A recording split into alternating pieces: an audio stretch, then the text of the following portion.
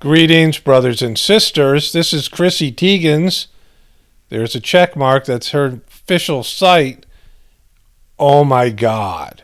Oh my God. What can be oh my God? She's retweeted something here.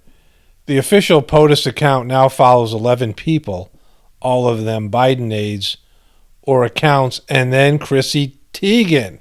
And so Douglas Emhoff, the second gentleman, Dougie Fresh, Dougie Doug, and Chrissy Teigen down here, and she's quite enthusiastic, and Susan Rice up here.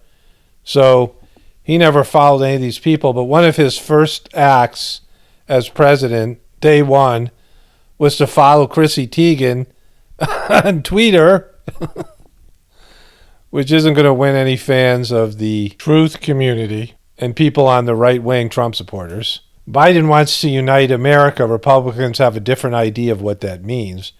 Republican pleas for unity focus on urging Biden not to take actions that upset their voters, but that's incompatible with the new president's agenda.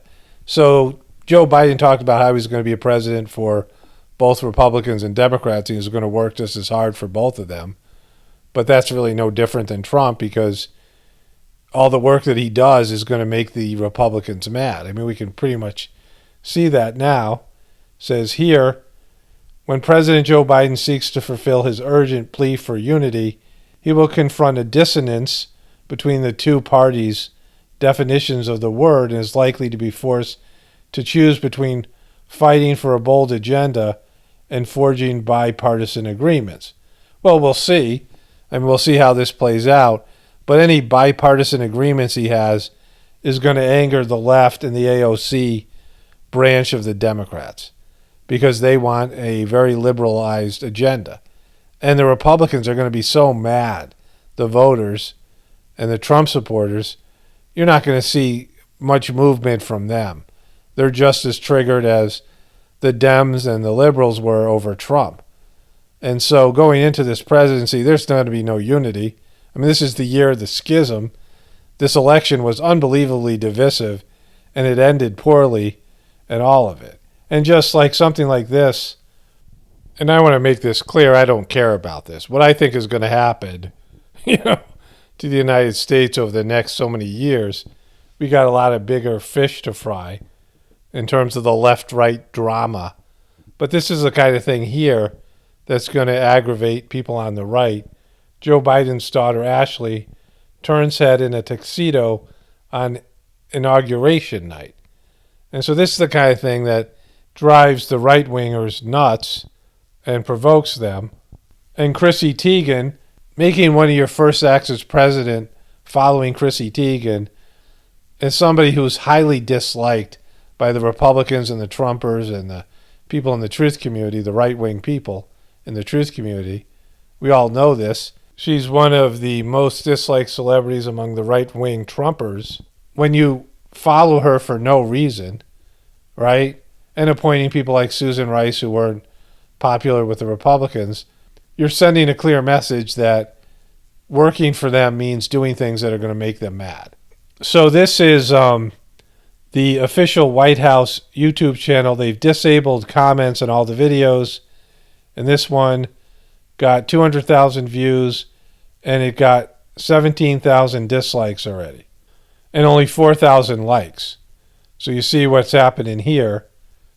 One of my viewers pointed this out. 3,000 likes to 12,000 dislikes. And so that's a 4-to-1 ratio of dislikes to likes. Biden signs executive orders, 3,000 likes to 17,000 dislikes. Biden and Vice President Harris participate in wreath-laying ceremony. Even that, that's something the Republicans should like. 1,800 likes to 10,000 dislikes.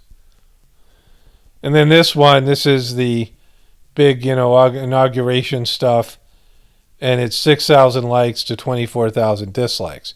All of them have about a 4-to-1 ratio. And so you see that there's already this negativity towards him. There's going to be this negativity towards him. There was so much animosity, and the way that the Republicans and Trump supporters feels like Trump was treated And if you're going to come in and do nothing to appease them, and I'm not saying he should, like like why would he? There's never going to be any peace here. I mean, like with Trump, it's got to run its course. I talked about that before in the heartfulness meditation that I do. You let things run their course. Once something's started, it's got to run its course.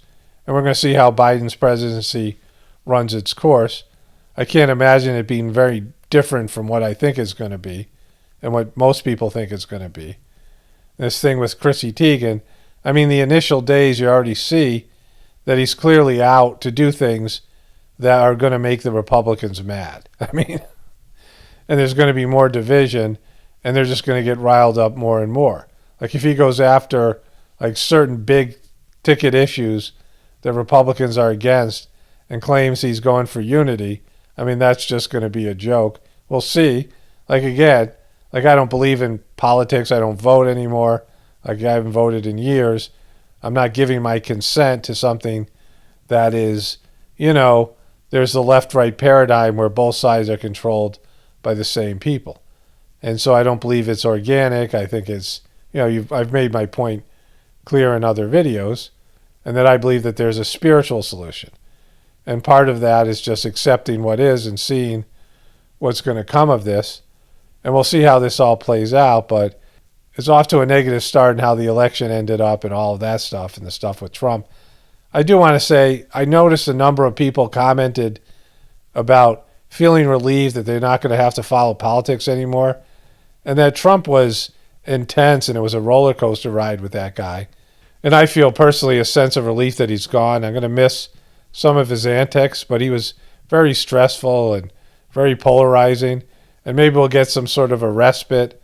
We'll get some sort of remission to the collapse of our system. I'm not sure that's going to happen, but it might. We'll see how it ends up playing out, right? But Trump was a whirlwind, and he had a lot of power and force, and not all of it was good. And it was, a stressful, intense time for the past 4 years, and the past couple of months specifically, past year. And so I'm not going to watch politics as much, and I'm pretty psyched about that, actually. I don't really like covering it, and, something like this is fine. It's light or whatever, for jokes. But in terms of politics in general, unless there are things going on that are worth seeing or noting, big things, and mostly I'm psyched not to watch CNN or MSNBC or any of these. They're not happy. Like you'd think they'd be happy. They've worked so hard to get rid of Trump for so many years. But the news media people aren't happy. And once they realize that, there's going to be something missing in their lives, a.k.a. Donald Trump, right? They've been obsessed with the guy for 4 years now. And Joe Biden isn't somebody that is going to light the world on fire and is going to inspire the left and the Dems. And clearly, this is about beliefs, and the right-wing people and the left-wing people.